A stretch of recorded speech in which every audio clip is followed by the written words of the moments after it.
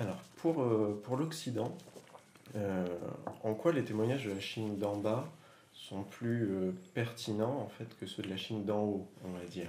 这个因为高层的，特别是独裁国家的，都是一个面孔，你也不知道他到底在想什么，他永远都是官话，就像那个习近平到这儿来，对你们的总统笑一笑，然后他们那个内心肯定是各怀鬼胎，大家也更看不懂他们到底要干嘛。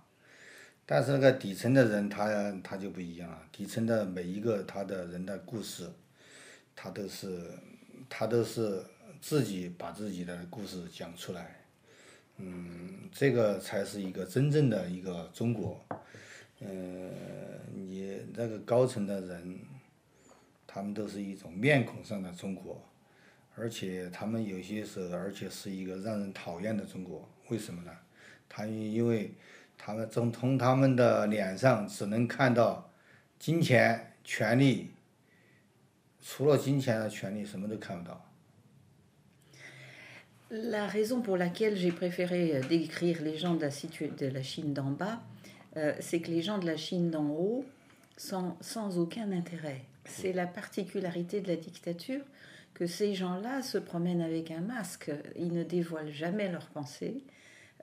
Quand le président chinois se promène en France, il a toujours un sourire figé sur son visage, mais vous n'avez aucune idée de ce qu'il y a derrière ce sourire figé. Par ailleurs, ils sont quand même obligés de débiter des phrases plus ou moins liées à la propagande, ou disons d'écrire des choses qui ne vont pas contre la volonté du système. Et enfin, qu'est-ce qu'on voit derrière le masque? Si on aperçoit un peu quelque chose, on voit l'argent et le pouvoir.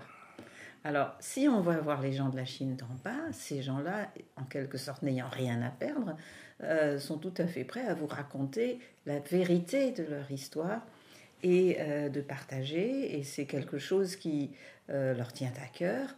Et là, on touche à la vraie vie. Alors que derrière ces masques des gens du pouvoir, il se cache des choses qui sont peut-être, qui feraient peut-être mieux de rester cachées au fond. Et ces témoignages, les gens se confient volontiers, ils n'ont pas peur d'une oppression de la part du régime après s'être confié à un journaliste? 我和他们在让一头猪来做我们国家的总统，这个该有多好啊！我经常是在这么说。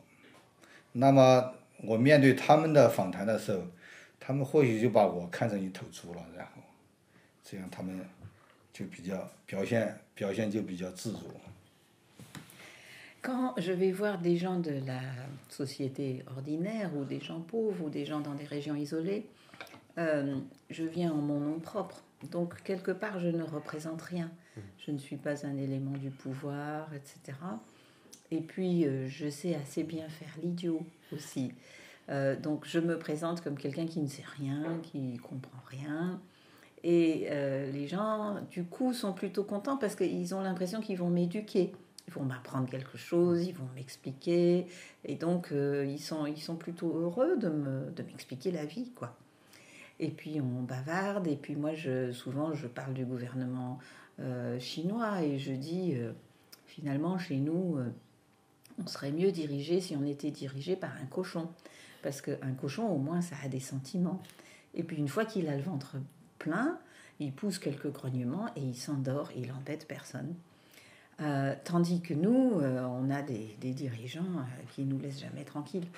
Et là-dessus, les gens ils sont plutôt d'accord avec moi, donc ça détend l'atmosphère. Mais moi, ils me voient un peu comme ce genre de cochon, quoi. Voilà, une fois qu'il a mangé, il est tranquille. D'accord. Et d'ailleurs, parce qu'après ces témoignages donc, ont été publiés, donc je pense qu'il faut quand même un certain courage pour publier ça en Chine. Est-ce que quelqu'un d'autre l'aurait fait si vous ne l'aviez pas fait? Non, c'est pas ça, c'est pas publié. C'est publié à Taïwan, ça peut pas être publié en Chine. Oui, pardon.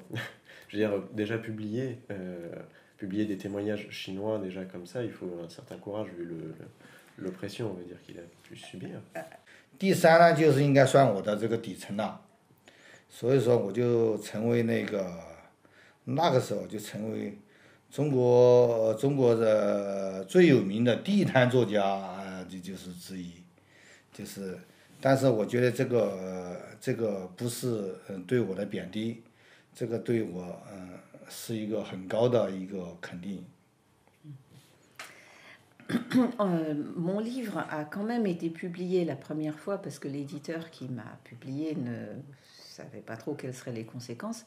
Et il a eu un succès énorme parce qu'en un mois, il a été retiré 5 fois. Mais dès que les autorités s'en sont rendues compte, l'imprimeur a eu les scellés sur sa porte, il a perdu son commerce, enfin tout a été liquidé, le livre saisi. Bon, ça c'était prévisible, mais enfin ça s'est fait. 2 ans après, on a réessayé de publier un livre. Il faut dire que pour la première édition, il y a eu cette interdiction de fait, mais il n'y a pas eu de texte. Les textes, c'est très important en Chine. Il n'y a pas eu de lettres ou de textes émanant du comité central de Pékin pour interdire ce livre. À l'occasion de la seconde tentative, il y a eu un compte-rendu dans le journal Week-end du Sud, Nanfang Zhoumo. Et ce compte-rendu dans le Week-end du Sud a été une catastrophe parce que du coup, on a viré le rédacteur en chef, on a viré des journalistes, on a saisi les journaux. Et cette fois-ci, il y a eu un interdit émanant du gouvernement central en disant que cet auteur-là calomnie le système socialiste et que donc ses livres sont strictement interdits. Donc, mes livres sont passés underground. On appelle ça en Chine les livres sur le tapis parce que c'est vendu dans le marché, au marché par terre sur les tapis. Et donc, dans les livres tapis, les livres numéro 1, c'est toujours le porno. Ça, c'est toujours ce qui se vend le plus. Les livres numéro 2, ce sont les histoires croustillantes sur les dirigeants, Jiang Zemin, Li Peng, tout ça, tout ce qu'on peut raconter comme petites bêtises sur eux. Ça se vend toujours bien, les Chinois adorent. Et en numéro 3, c'était moi. Donc, j'ai été le plus célèbre écrivain tapis de Chine. Et pour moi, c'est un grand honneur. On pourrait voir ça comme une espèce de littérature au rabais, mais c'est pas du tout comme ça que je le perçois. Et je crois pas que c'était ça. Donc, je considère ça que je suis le plus primé des best-sellers en Chine. D'accord. 对对，那就是那一年这是10多年前的事情。那年呢，就是那个法国广播公司，就是有一个叫吴宝章的，他当时他就注意到了他在那儿就是法国广播公司做了这一个连续的节目。后来你就翻译了那本书，那个是好像是我的书的第一次翻译成外文。Alors ça, tout ça, c'était il y a plus de 10 ans déjà maintenant. Et puis ce livre, donc, enfin ces collections de portraits, puisque j'ai fait quelques 300 portraits en 3 tomes très épais publiés à Taïwan, donc finalement. Ces livres ont attiré l'attention, notamment des médias en France et de Radio France Internationale, émission en chinois, qui a fait une série avec des lectures de ces textes. Donc ça aussi, ça m'a donné une certaine notoriété. Et du coup, de fil en aiguille, la première traduction en langue étrangère s'est faite ici. D'accord. Et donc, le premier livre traduit de moi, c'est fait à Paris. D'accord. Ok. Et oui, d'ailleurs, il y a 300 portraits, ils ont chacun des titres qui sont assez clairs ou parfois un peu décalés. Et quel serait le vôtre, en fait, comme titre, si c'était un témoignage, si vous témoignez vous-même dans le livre, comme il y a le marcheur de cadavres. C'est son portrait, lui. Voilà, si c'était son portrait. 那我不知道，你就试试看。你现在就在 Comme ça, je sais pas, mais essayez-vous, trouvez-moi un titre. Vous m'appelleriez comment? Après la lecture, j'aurais dit le journaliste révolutionnaire, peut-être. C'est peut-être facile, mais... Voix du être. Alors, je vais vous répondre en biais. Ce que j'ai remarqué dans tous mes portraits, et personnellement, je ne m'attendais pas du tout à ça, celui qui a été le plus remarqué, disons, par la critique, par les lecteurs, enfin, qu'on cite le plus facilement, c'est le portrait du gardien de toilette publique. Et ce portrait, puisque chaque traduction, c'est des sélections de nouvelles différentes, ce portrait a déjà été traduit en plus de 10 langues différentes. À tel point que je me suis posé la question, je me suis dit, mais comment ça se fait? Moi, j'aurais jamais sélectionné celui-là comme étant tellement représentatif de mes écrits. Et donc, j'ai demandé à un journaliste de New York, du New York Times, du New York Review of Books, pourquoi, à son avis, ce portrait avait un tel engouement, provoqué un tel engouement. Et je me suis dit, est-ce que les Occidentaux s'intéressent tellement aux problèmes de défection ou quoi? Et il m'a répondu, non, c'est pas ça. Il m'a répondu, c'est parce qu'on n'a jamais lu un auteur, ni chinois ni autre d'ailleurs, qui ait accordé une telle importance au sujet des toilettes publiques et tout ce qui va avec, et qui ait réussi à y mettre tant de contenu, aussi bien historique, sociologique, et même quelque part politique, voire même philosophique. Et ma conclusion, c'était, je n'avais jamais pensé qu'il y aurait de la philosophie dans la merde. Et alors, parce que je dis, termine la question. Alors, le journaliste du New Yorker, ils ont eu un peu la même discussion que vous. Et alors, finalement, le journaliste a dit, peut-être que je te décrirais comme l'écrivain, disons, remueur de merde. D'accord. Moi, ce qui m'a marqué d'ailleurs, là, vu qu'on parlait des portraits, donc il parle beaucoup de la musique à travers compositeurs, des musiciens, voilà. Et aujourd'hui, quel est votre rapport à la musique? Oui, et puis pour moi, jouer de la musique, c'est quand même apporter de la beauté, forcément. Quand on compare à tous ces portraits de dirigeants chinois qu'on voit un peu partout, Deng Xiaoping, Mao Zedong, je trouve qu'il n'y a aucune beauté dans ces portraits. Je trouve que c'est des visages plutôt ingrats et désagréables. Et quand on voit ça sur la place Tiananmen, on voit le portrait du président Mao, son mausolée, tout ça, c'est assez inhumain. Alors je m'imagine comme ça, m'asseoir sur les marches du mausolée et me mettre à jouer de ma flûte xiao et apporter de la beauté dans cet environnement. Je me dis, ce jour-là, si c'était possible, ça voudrait dire que les Chinois ont acquis la liberté. D'accord. 对，我还经常听到中国领导人有一些陋习，比如说毛泽东是从来不刷牙的，你可能没听说。大家肯定要受欢迎的多。Et puis, vous savez, il circule quand même beaucoup d'histoires qui, hélas, sont vraies sur nos dirigeants chinois. Par exemple, Mao Zedong ne se brossait jamais les dents, donc on peut un peu imaginer ce que ça devait donner. Deng Xiaoping, lui, crachait tout le temps par terre. Et il savait cracher à très longue distance, quoi. C'était un de ses talents. Donc, réellement, c'est des choses assez repoussantes. Et si on pouvait effacer tout ça sous la musique et rendre un peu aux Chinois le sens de la beauté, ce serait pas mal. D'ailleurs, oui, vous dites que votre maître était, en musique était un bouddhiste tibétain, donc si j'ai bien compris.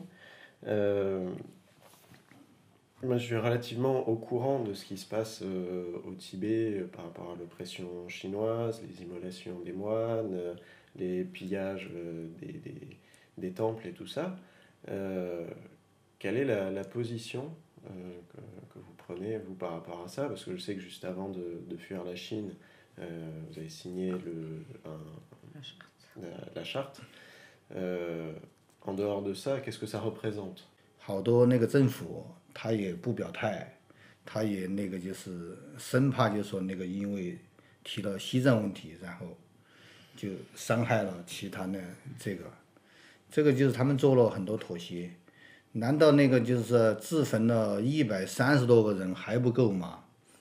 而且他这个还在持续的那个自焚，还不能够提醒大家的注意吗？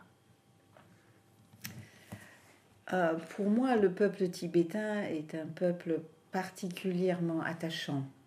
C'est un peuple qui a une profonde spiritualité, qui a une culture tout à fait unique.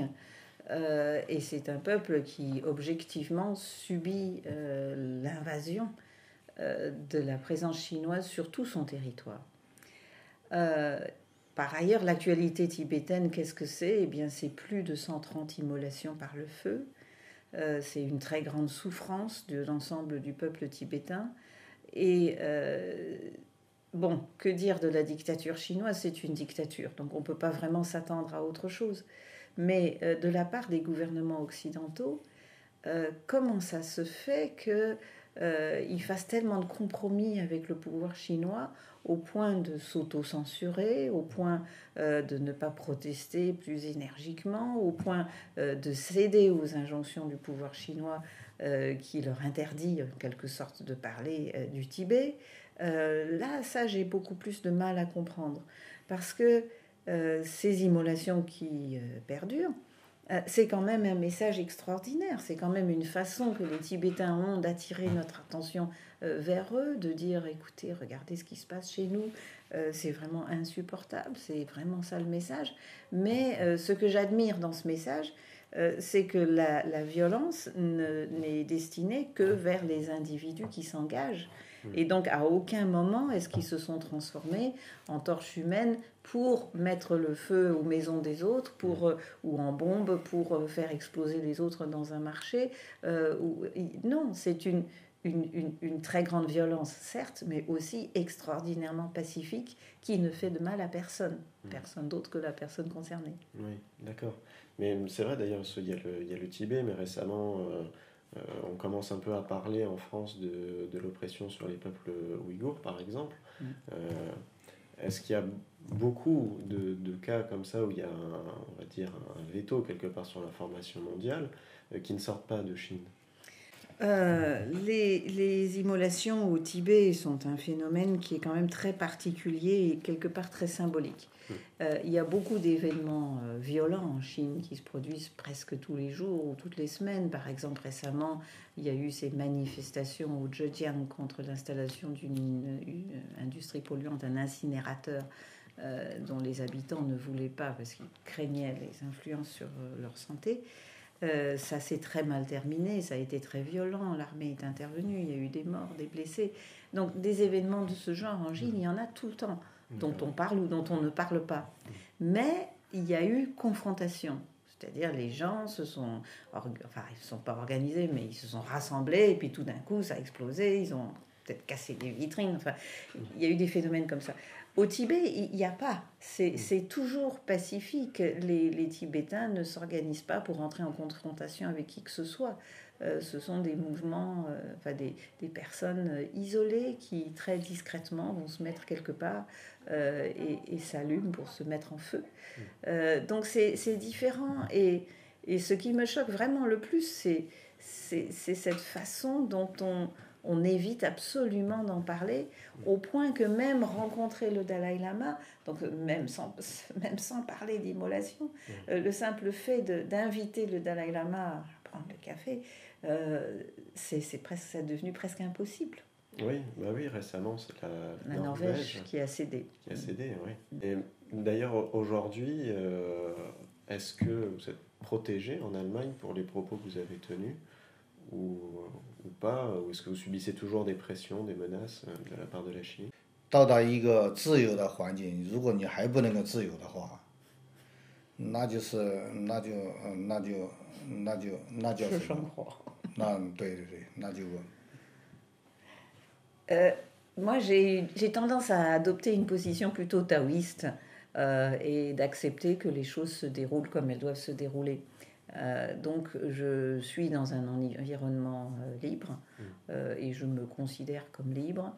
Et voilà, je pense que dans un environnement libre, il faut profiter de sa liberté et pas trop penser au reste. Mais dans la pensée taoïste, il y a cette idée que les saisons se succèdent inexorablement. Donc le printemps, c'est les fleurs, l'été, c'est les fruits, l'automne, c'est les récoltes, et puis l'hiver, c'est l'hibernation. Donc à chaque moment de cette saison, on prend ce qui est donné, et sans trop se poser de questions. D'accord. 对，况且一个作家如果是遭遇很多意外的事情，特别遭遇死亡的话，对于这个书的发行还比较有好处，就说这个会有很多人看这个书，那么就说，如果是那个时候，如果是我是相信有灵魂的，你在天上知道这个现象也会很高兴。Alors, pour un auteur, ce qui est réjouissant et consolant, c'est de savoir que ses livres se vendent. Et moi, j'ai cette chance. Et je crois que ça transforme un peu mon regard sur ma vie, sur le monde. En plus, je crois que nous possédons une âme. Et je me dis que même l'âme doit être contente quelque part, que on a réussi quelque chose. D'ailleurs, vous vous sentez libre, en fait, comme vous le dites aujourd'hui. Est-ce que vous vous sentez quand même en paix maintenant que vous êtes à l'étranger et justement dans un contexte de liberté, quoi. 现在自由，你可以享受。那么心里有没有这种安静的感觉？就是我跟你说话，这也没有，就是很安静的说话，就是。Cette sensation de paix intérieure, regardez, je vous parle calmement. Oui. Comment avez-vous réussi à atterrir en Allemagne une fois la frontière sino-vietnamienne passée? 果然，这个书就是那个让这个现在这个政府很恼火，就说那个啊。C'est une longue histoire. Quand j'étais en Chine, la parution de mon témoignage sur les 4 années de prison, qui est paru donc sous le titre en français Dans l'Empire des Ténèbres, la parution de ce livre avait mis les autorités chinoises sens dessus-dessous. Et il m'avait dit, enfin, avant la parution donc, il m'avait dit, si ce livre paraît en Chine, cette fois-ci, tu ne vas pas retourner en prison, paraît hors de Chine, cette fois-ci, tu ne vas pas retourner en prison pour 4 ans, mais pour 10 ans ou plus. Et au même moment, donc, j'avais 2 éditeurs, un à Taïwan en chinois et un en allemand en Allemagne, et les 2 éditeurs s'apprêtaient à paraître. Et donc, cette nouvelle qui m'a été annoncée que je risquais la prison si le livre sortait même à l'extérieur de la Chine, leur est parvenue. Et l'éditeur allemand qui avait un contrat à me faire signer pour bien montrer que c'était avec moi qui travaillait, a beaucoup hésité. Il n'osait pas m'envoyer le contrat parce que ça aurait été une preuve que j'étais sur le point de publier ce livre. Et puis il n'osait pas publier le livre parce qu'il se disait si le livre paraît et qu'à cause de nous, il repart en prison pour 12 ans ou 13 ans, ce serait terrible. Et donc j'ai un peu hésité. Je me suis dit alors qu'est-ce que je fais? Et puis j'avais le choix entre soit la prison, soit ne pas être édité, donc pas de droit d'auteur, soit fuir. Donc j'ai fui. Et comme le livre précédent, qui était une traduction de ce genre, avait déjà provoqué beaucoup d'émoi en Allemagne et que j'avais beaucoup de lecteurs et d'admirateurs, disons, en Allemagne, bien sûr, j'ai choisi l'Allemagne, d'autant plus que mon éditeur a tout fait pour m'aider à venir m'installer en Allemagne. D'accord. D'accord, c'est effectivement c'est une belle histoire quand même. J'ai gehört Meili de couche. Et pour terminer, est-ce que vous recommenceriez toute cette histoire en fait? Parce que ce qui transparaît, c'est que c'est une volonté de transmettre, d'aider les autres, même via la musique par exemple, ce qui est, je pense, quand même moins puni que tous les écrits. Mais est-ce que vous recommenceriez les 30 ans qui viennent de passer si c'était à refaire, en sachant les risques, quoi? Je me permets de répondre, la musique n'est pas moins sulfureuse, hein, parce qu'il a fait des odes au maire de Tiananmen, et les paroles, parce qu'il chante aussi, les paroles sont explicites. 如果是让我重新来一次，我啥都不想，我就只想学吹箫。如果吹箫能够就是填饱肚子，都可以。Alors, si vous me le permettez, votre question n'est pas à propos. Parce que je n'ai jamais eu de choix. quand j'ai eu 2 ans, pof, c'était le grand bond en avant. Oui. J'avais 2 ans, j'ai failli mourir de faim. Est-ce qu'un enfant de 2 ans peut faire le choix de mourir de faim? Non. Quand la révolution culturelle est arrivée, j'avais 7-8 ans, les écoles ont fermé, j'ai pas pu aller à l'école. Est-ce que j'ai fait ce choix? Non. Mes parents ont été séparés de nous.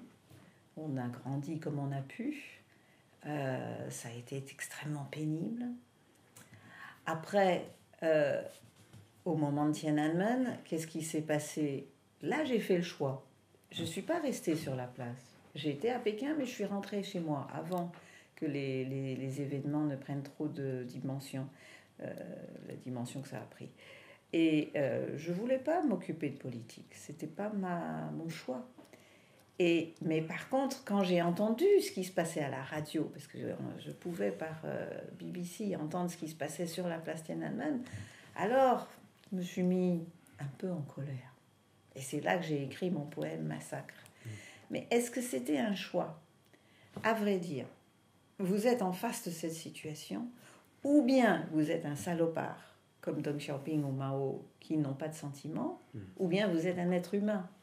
Donc j'ai été un être humain, j'ai été un peu en colère, j'ai écrit ce poème, et ça m'a valu 4 ans de prison. J'ai évidemment pas choisi d'aller en prison. Et dans la prison, ce que j'ai vécu, alors là, je l'ai encore moins choisi, je dois vous dire. Et s'il fallait que je retourne en prison, comme ça m'a été proposé, vous avez vu, j'ai quand même fait le choix de me casser, vite fait. Donc, après, c'est un choix que je n'ai pas fait tout de suite. J'ai demandé au gouvernement chinois 16 fois l'autorisation de quitter la Chine pour me rendre en Occident, rencontrer mes lecteurs, d'abord en France, puis en Allemagne. 16 fois, le visa m'a été refusé. Et ce n'est que quand on m'a dit ou on te met en prison, ou le bout, enfin bon, bref, que je me suis dit, bon, j'ai plus le choix. Donc c'était pas non plus un choix. D'accord. Et là, j'ai quitté la Chine. Mais si vous reformulez un peu cette question, je dirais, si dans ma vie maintenant, j'avais le choix de ne jouer que de la flûte et que ça suffise à remplir ma gamelle, alors peut-être que c'est le choix que je ferais. D'accord.